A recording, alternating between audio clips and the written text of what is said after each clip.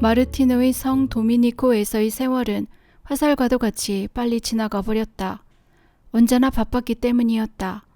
가끔씩 그는 사제들이 성당에서 성무일두를 소리내어 읽는 것을 보고 감동받았다.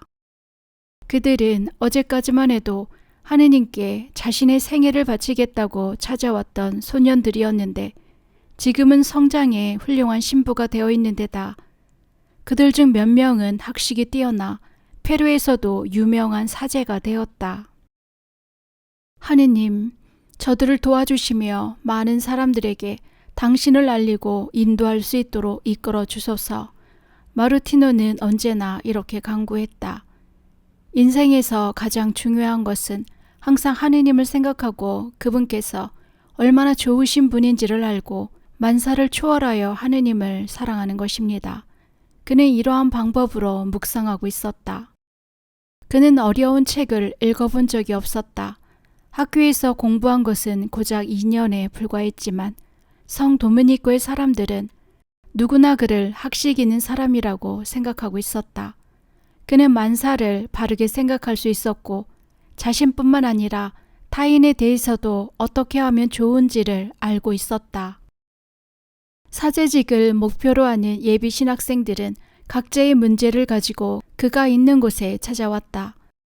그들은 모두 이제는 머리가 희끗희끗해지기 시작한 이 흑인 수사를 잘 알고 있었다. 병이 났을 때 간호를 해주던 이도 그였고 자기 자신이나 가족들에게 어떤 일이 일어났을 때 그 해결 방법을 제시해주던 사람도 역시 그였기 때문이다. 그들이 집이 그리워서 도미니코 회원으로서 일생을 보낼 수 없게 되지는 않을까 걱정이 될 때도 곁에서 격려의 말을 해주던 사람은 마르티노 수사였다. 어느 날 오후 늦게 몇 명의 수련자가 마르티노의 방을 찾아왔다. 그날은 웬일인지 그의 침대 곁에 항상 자리 잡고 있던 인디언이나 흑인 환자들이 없어 그의 작은 방이 텅 비어 있었다. 마르티노 수사님은 아마도 잠깐 외출하셨나 봐. 예로니모라고 하는 젊은 수사가 말했다. 그렇지만 오늘 수업 시간이 끝난 후에 간식을 주시겠다고 약속하지 않으셨던가? 나도 확실하게 들었어. 여러분, 마지막 수업이 끝나면 내 방으로 오세요. 모두에게 줄 간식을 조금 마련해 둘 테니까요. 라고 말씀하셨지. 간식을 어디에 두셨을까? 카를로 수사는 힐끔힐끔 실내를 두리번거렸다. 마르티노의 방은 아주 좁아서 침대와 의자와 테이블 외에는 아무것도 없었다.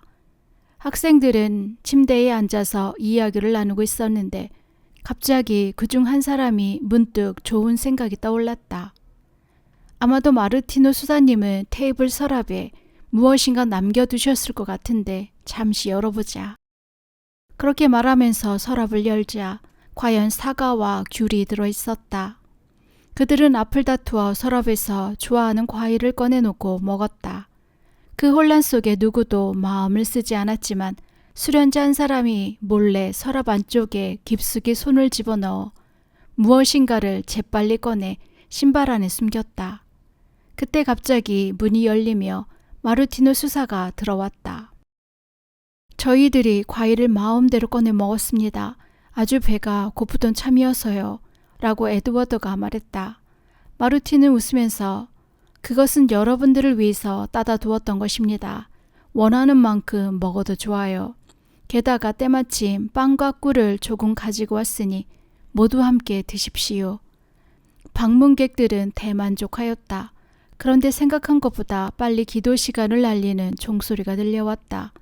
수련자들이 곧 일어나서 나가려고 할 때 마르티노가 그들을 불러 세웠다. 여러분 잠깐만, 형제들 중에 누군가가 자기 것이 아닌 것을 가지고 있습니다. 은하 한 입입니다. 일동은 마르티노를 쳐다보며 그런 일 없습니다. 우리는 돈 같은 것은 전혀 본 적이 없는걸요. 라고 말했다. 작은 방은 고요해졌다. 마르티노는 잠시 숙연해 있더니 한 사람 앞으로 가까이 다가갔다.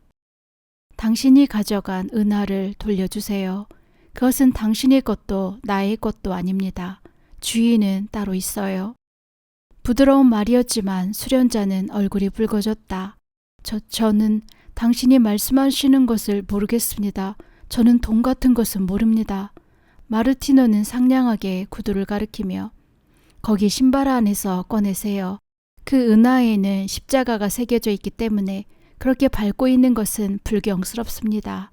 그것은 우리들의 귀중한 믿음의 표지가 아닌가요? 하고 힘있게 말했다. 일동은 지지군 듯이 가만히 있었다. 그들은 젊은 수련자가 구두에서 은하를 꺼내는 것을 보고는 깜짝 놀랐다. 역시 정말이었네. 그런데 어떻게 마르티노 수사님은 그것을 알고 계셨을까? 은하를 훔쳤을 때 그분은 이 방에 계시지도 않았는데. 그들이 계단을 내려가 소성당으로 가는 도중 제롬 수사가 속삭였다. 모두들 저 마르티노 수사님은 사람이 영혼까지도 깨뜨려 볼 수 있다고들 하던데. 그 말이 정말인 것 같아. 수련자들이 나간 후에 마르티노는 오랫동안 창문 밖을 응시하고 있었다. 오늘 그는 피로에 지쳤다. 젊었을 때는 먼 길을 걸어도 가난한 사람들과 환자들과 함께 몇 시간을 보내더라도 아무렇지도 않았다. 그러나 나이가 든 지금 카라우 항구까지 10마일을 걸었던 것이 조금 무리였던 것 같다. 하루 만에 그 강가에 살고 있는 가난한 사람들에게 먹을 것을 전해주고 되돌아왔던 것이다. 오늘 아침에도 그는 자기의 밀짚 모자를 불쌍한 어떤 사람에게 씌워주었다. 별로 좋은 모자는 아니었지만 시간이 지나면서 태양은 아주 뜨겁게 내리쬐고 모자가 없던 그는 어려움을 겪게 되었다. 마르티노는 침대 위에 걸려있는 십자가 앞에 무릎을 꿇었다. 저녁 식사까지 1시간 정도 남았는데 이미 그의 마음은 천국에 올라가 있었다. 하느님께서 충실하게 당신을 섬겼던 사람을 위하여 계획하고 계셨던 즐거운 세계로의 귀향이 불과 멀지 않았던 것이다. 어렸을 때부터 친구였던 로사는 벌써 천국으로 돌아갔다. 프란치스코의 유명한 설교가로 리마에서 이름이 울려 퍼졌던 프란치스코 신부도 또 그에게 견진 성사를 주신 성덕이 높은 투리비우스 대주교도 모두 천국으로 갔다. 리마의 거룩한 시민들과 얼굴을 맞대고 낙원의 성과 아름다움을 즐기게 된다면 얼마나 좋을까. 다음날 아침 일찍 제위실 안에서 14살의 스페인 소년이 페르난도 수사 앞에 서 있었다. 그의 이름은 요한 바스야인데 최근 성 도미니구에서 함께 살게 된 아이였다. 소년은 리마에 처음 왔기 때문에 친구도 돈도 없어서 직업을 찾을 때까지 마르티노가 자기 방에서 지내게 해주었다. 요한은 마르티노의 지난밤 일을 페르난도 수사에게 열심히 이야기했다. 저는 어제 저녁 한밤중에 마르티노 수사님의 방에 들어갔습니다. 그런데 큰 지진이 일어났어요. 저는 아주 무서웠답니다. 그런데 더욱 놀라운 것은 페르난도는 세탁한 재단의 천조각을 정리하느라 바빴다. 아마 조금만 지나면 너도 마르티노의 수사 일에 대해 아무것도 놀라지 않게 될 거야. 그런데 그가 무엇을 했는데? 그분은 마루 위에서 주무시고 계셨는데요. 한밤중인데도 방 안이 낮과 같이 밝았어요. 함께 도망가려고 끌어당겨도 보고 세차게 밀쳐내기도 했었는데 조금도 움직여지지 않는 거예요. 저는 그분이 죽었다고 생각했어요. 세상에서 가장 가까운 분이었는데 지진으로 돌아가셨다고 생각했지요. 페르난도는 웃으면서 만약 내가 여기서 오랫동안 있게 된다면 마르티노가 마루 위에서 자는 것을 보고도 놀라워하지는 않을 거야. 아, 그렇고 말고 내가 보았던 것은 말이야. 잘 들어봐. 나는 마르티노 수사가 불구슬처럼 빛나면서 대회의실을 지나쳐 가는 것도 보았단다. 불구슬이라고요? 그래, 마르티노는 스스로에게서 뿜어져 나오는 빗속을 지나서 공중으로 옮겨져 갔단다. 그 외에도 4명의 천사가 그와 동반해서 걷고 있는 모습을 본 사람이 여기에는 여러 명이 있단다. 어린 요한은 머리를 가웃하면서 저는 마르티노 수사님처럼 불가사의한 분은 만난 적이 없어요. 게다가 마르티노 수사님은 아주 친절하고 이해도 잘해주신 분이세요 하고 말했다. 페르난도 또한 고개를 끄덕이며 자네만 그렇게 생각하고 있는 게 아니야. 그에게 신세를 진 사람들은 누구나 그를 좋아하게 된단다. 수련자들은 공부를 배우러 언제나 몰려들고 있지. 마르티노는 그다지 학교 교육을 많이 받지는 않았지만 언제라도 학생들을 가르칠 수 있단다. 문제가 있으면 성경에서 인용한다든지 좌우지간 놀라울 뿐이야. 그는 토마스 대 아퀴나스 성인이 쓴 책에 대해서도 잘 알고 있지. 요한은 페르난도 수사 옆에 앉았다. 마르티노 수사님은 저에게 가난한 사람들을 보살피는 것을 도와달라고 말씀하셨어요.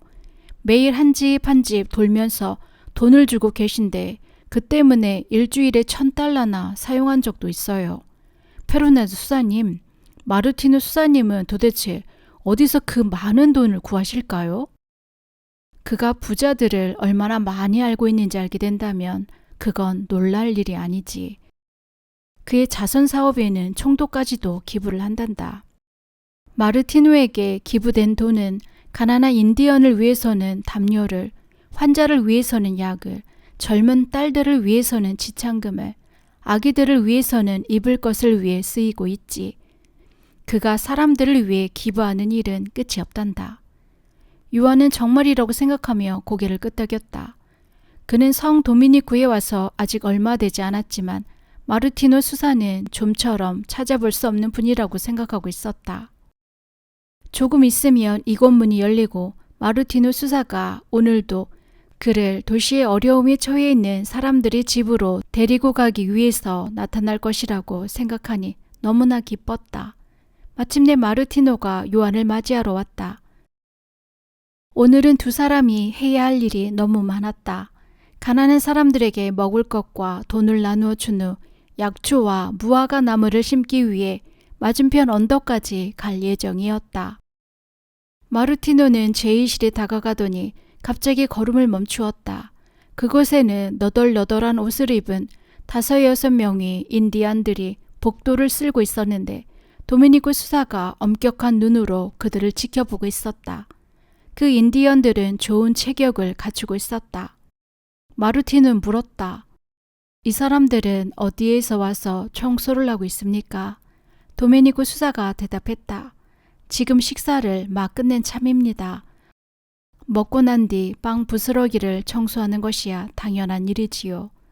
마르티는 웃으면서 어제 당신이 5-6명의 백인들에게 먹을 것을 주는 것을 보았는데 그 사람들에겐 음식을 먹은 후 정리하는 것을 시키지 않아 형제가 뒷정리를 했지요.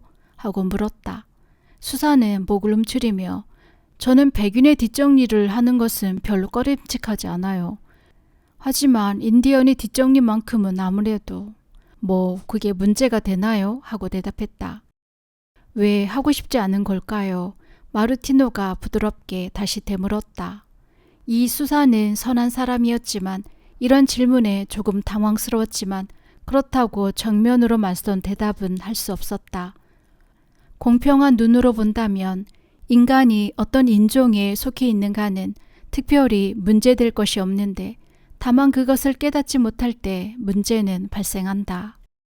수사는 머뭇거리다가 마르티노에게 무엇인가 말한 후에 아직도 마르를 쓸고 있는 인디언들이 있는 곳으로 가서 이제 됐어요. 나머지는 내가 정리할게요. 라고 말했다.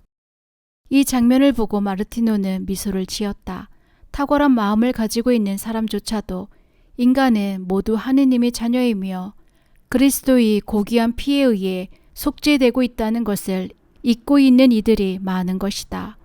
그것 때문에 이 세상에는 슬픔이 그치지 않는다. 45년 동안 마르티노는 성 도미니코에서 살았다.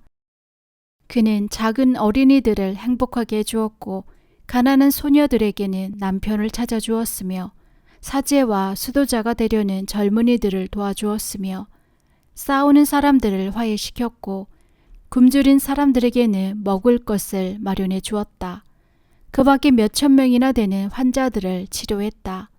그 환자들은 대부분 가난한 사람들이었지만 마르티노는 부잣집에도 초청을 받았다. 리마시에 의해 의원 돈 요한 대 휘게로아의 중병을 고쳐주었으며 멕시코의 대주교 돈 헤르니아르 가리마가 중병이 걸렸을 때도 건강을 되찾아 주었다. 어느 날 시프리안 대 메네다 신부가 수도원을 공식 방문하였다가 부엌 청소를 하고 있는 마르티노를 발견했다. 시프리안 신부는 멕시코 대주교의 조카였는데 마르티노를 보자 기뻐서 뛰어들어왔다. 마르티노 수사님, 당신이 놀랄 만한 소식이 있습니다. 당신은 제 백부인 대주교와 함께 멕시코에 가게 되었어요. 마르티노는 시프리안 신부를 보고 미소를 지었다. 오래전에 이 사제가 아주 젊은 수련자였을 때의 일이 기억났기 때문이다. 그는 땅딸보에다 우스꽝스러운 표정을 짓는 모습이었다. 지금은 유명한 학자가 되었고 풍채마저 훌륭하여 수도의 중심 인물이 되었다. 마르티노는 쓸고 있는 손을 멈추고 멕시코라고요? 신부님, 왜 제가 그곳에 가야 합니까? 라고 물었다. 시프리안 신부는 껄껄 웃었다. 저를 놀리지 마세요. 대주교님께서 당신과 함께 지내고 싶어 하시는 것을 아시잖아요. 그분의 생명을 당신이 구해준 것이 바로 얼마 전의 일이니까요. 그래서 수사님을 당신 곁에 두고 싶으신 거예요. 마르티노는 한숨을 쉬었다. 대주교의 병이 나은 것은 절대로 마르티노의 능력에 의해서가 아니라 그의 작은 기도를 하느님께서 들어주셨기에 가능했다는 말을 해도 아무도 믿지 않았다. 제가 돌보아드리지 않으셨어도 대주교님께서는 나으셨을 거예요. 신부님, 왜 당신은 언제나 제게 교만한 마음을 일으키시려는 거죠? 마음 좋은 사제는 두 손을 다 들었다. 당신은 뭐라고 할 수 없는 사람이에요. 마르티노 수사님. 당신이 제게 해주셨던 것을 잊어버리고 계시는 거예요. 제 표정 때문에 얼마나 수도원의 웃음거리가 되었었는지, 또 얼마나 키가 작고 살이 쪘었는지. 그래도 대주교님은 당신을 집안의 보물이라고 말씀하고 계시잖아요. 제가 책을 얼마나 싫어했는지요. 그리고 저희 댐댐이는 또 얼마나 좋지 못했었는지요. 언제나 당신이 사랑했던 것은 하느님이었습니다, 신부님. 제가 수련자 시절 병에 걸렸을 때 또 그 후에 제 키가 30cm나 자라고 얼굴도 변하여 보기 좋은 모습으로 바뀌어 아무도 원래의 저를 생각해내지 않게 된 후에도 당신은 언제나 저를 위해서 기도해 주셨습니다. 아, 마르티노 수사님, 당신 없이 제가 어딜 가겠습니까? 여기 성 도미니코에... 마르티노는 빗자루를 만지면서 말했다. 그러나 이렇게 시프리안 신부를 향해 서 있는 동안에도 이제 익숙해진 고통이 번개처럼 빠르게 그의 전신을 훑고 지나갔다. 이 고통은 최근 들어 자주 일어났다. 대주교가 그를 멕시코에 데리고 가고 싶다는 소식에 미소를 지은 이유도 바로 그 때문이었다. 마르티노의 마음은 머지않아 하느님께서 자신을 위해 아주 중요한 여행을 계획하고 계심을 알고 있었다. 그가 고향이라고 하는 곳은 멕시코가 아닌 바로 천국인 것이다. 시프리안 신부는 그의 태도를 보고 이상히 여기며 그가 다른 것에 몰두하고 있는 것 같다 걱정스러웠다. 당신은 병에 걸리셨어요. 지금은 쉬셔야 해요. 마르티노는 아픔을 참으면서도 빗자루를 굳게 잡고 아랫사람의 수고를 위로하는 듯한 목소리로 아무렇지도 않아요. 노인이 가끔씩 자기 나이의 무게를 느끼는 것은 당연한 일이랍니다. 라며 빙그레 웃었다. 사제는 걱정스러운 듯 쳐다보며 60세라면 아직 그리 많은 나이는 아니죠. 라고 중얼거렸다. 가서 잠시 동안 쉬도록 하세요. 당신은 너무 일을 많이 하십니다. 이 일을 빨리 원장님께 말씀드려야겠어요. 마르티노는 미소를 지으며 예, 잘 알았습니다. 그렇지만 저는 청소하던 것을 끝내고 싶어요. 하며 힘주어 말했다. 성 도미니코 사람들이 마르티노가 새 수도복을 입고 있는 것을 보고 놀란 것은 그로부터 2, 3일 후였다. 지금까지 그런 일은 한 번도 없었기 때문이었다. 마르티노가 자신을 위해 선택했던 옷은 언제나 가장 나쁜 것이거나 기운 옷이었다. 어찌하여 마르티노 수사의 마음이 바뀐 것일까요? 모두 수곤거리고 있었다. 그 중에서 요한 데 파르만 신부는 이 훌륭한 복장에 대해서 마르티노에게 말을 걸었다. 어쩐 일이세요? 갑자기 새 옷이 입고 싶어지기라도 하신 거예요? 그러자 마르티노가 머리를 흔들며 아니에요, 신부님. 단지 제 장례식 때 입을 새 옷이 입고 싶어서요 라고 대답했다. 요한 신부는 놀라서 눈을 크게 뜨고 장례식이라고요? 저런, 마르티노 수사님은 대체 무슨 말씀을 하고 계신 거예요? 하고 물었다. 그러자 마르티노는 매우 침착한 모습으로 제가 머지않아 죽을 것이라고 말하고 있는 것입니다. 신부님, 앞으로 4일 안에요 라고 대답했다. 이 소식이 전해지자 성 도미니코 전체는 큰 소동에 휩싸였다. 지금까지 많은 사람들이 앞니를 맞추었는데 틀려본 적이 없는 마르티노 데 포레스 수사가 이번에는 자신이 얼마 안 있어 죽는다며 지상에서의 삶이 끝나가므로 의사를 불러도 소용없는 일이라고 말하였기 때문이다. 그럴 리가 없어요. 시프리안 신부는 외쳤다. 우리는 그런 일이 일어나도록 해서는 안 돼요. 멕시코 대주교도 큰 소리로 말했다. 비용을 아끼지 말고 그를 살리도록 합시다. 총독은 간절한 희망으로 말했다. 그러나 마르티노는 미소만 지었다. 그리고 어느 날 밤새 수도복을 입은 채로 방으로 들어가 침대 위에 누웠다. 나의 최후가 온 것이다. 마르티노의 죽음이 가까웠다는 소식이 수도원 밖으로 퍼져 리마의 많은 사람들이 성 도미니코로 몰려들었다. 총독은 마르티노와 만나기 위해 금색 마차를 타고 왔다. 사람들이 말하고 있는 것이 사실입니까? 정말로 마르티노 수사님이 돌아가실 것 같습니까? 수도 원장은 대답했다. 마르티노 수사님에게는 아마 5-6시간 정도밖에는 남아있지 않은 것 같습니다. 카카, 이쪽으로 오세요. 그가 있는 곳으로 안내하겠습니다. 도중에는 젊은 수련자를 만났는데 그의 양손은 떨렸고 새파란 얼굴에는 두려운 빛이 역력했다. 원장님, 마르티노 수사님이 이제는 누가 오더라도 만나고 싶지 않다고 말씀하십니다. 원장님께 그렇게 말씀드리라고 하셨어요. 수도 원장은 곤란한 모습으로 말했다. 그렇지만 총독 각하께서 오셨으니 빨리 가서 마르티노 수사에게 돈 루이스 각하께 면회할 준비를 하도록 전하세요. 젊은 수련자는 공손히 머리를 숙였다. 페루에서 스페인 왕의 대리자인 총독은 이 젊은이의 어깨에 손을 얹고 무엇이 그리도 걱정스러우십니까? 형제님은 사시나무 떨듯 떨고 있군요 라고 다독였다. 젊은이는 눈을 들어 카카, 저는 마르티노 수사님이 그렇게도 성덕이 높은 사람이라고는 생각지 못했습니다. 그러나 그분께서 누군가와 이야기하고 있는 것을 보았는데 마치 방에 사람이 있는 것 같았습니다. 그런데 그분들은 성 도미니코와 성모 마리아인 것 같았어요. 그분은 죽음을 두려워하지 않도록 도움을 청하셨습니다. 아, 그것은 기적이에요 하고 말했다. 원장은 다시 재촉했지만 돈 루이스는 그것을 저지하면서 겸손하게 말했다. 저 마음씨 좋은 수사님이 우리들을 맞이해 줄 때까지 기다립시다. 그는 지금 우리보다 더 좋은 친구들과 함께 있는 것 같습니다. 15분이 지났다.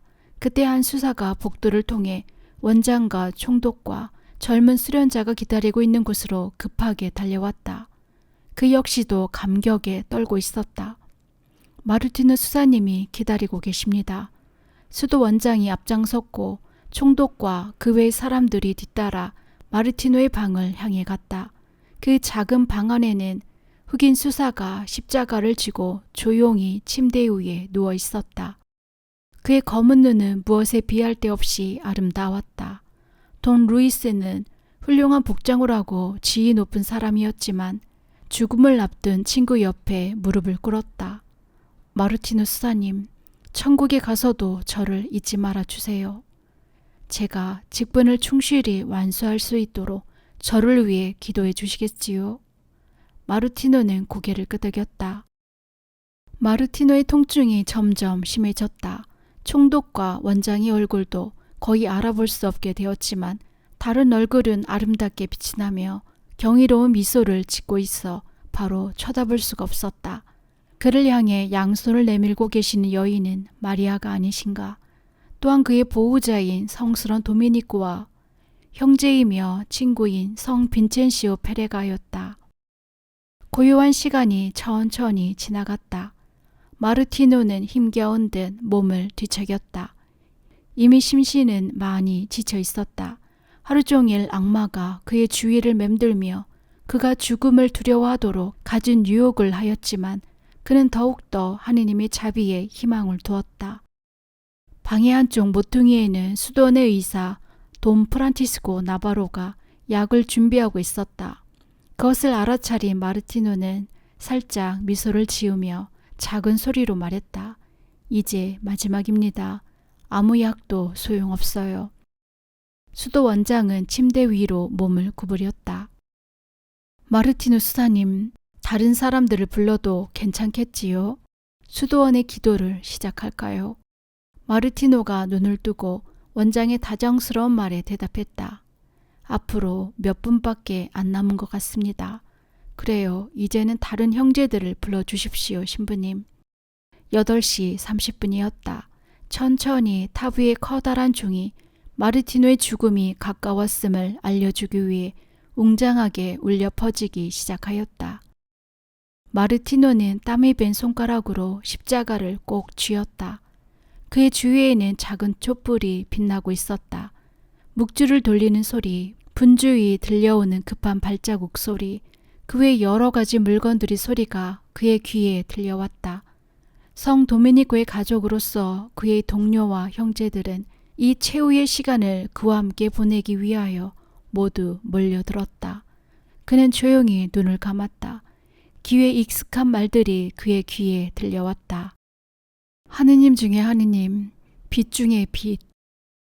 인간인 저희들을 위하여 또한 저희들을 구원하기 위하여 하늘에서 오시고 성령으로 인하여 잉태되시고 동정 마리아께 나시고 사람이 되시어 행복한 듯이 마지막으로 큰 숨을 한번 들이쉬더니 흑인 수사의 손가락은 이내 십자가를 놓았다.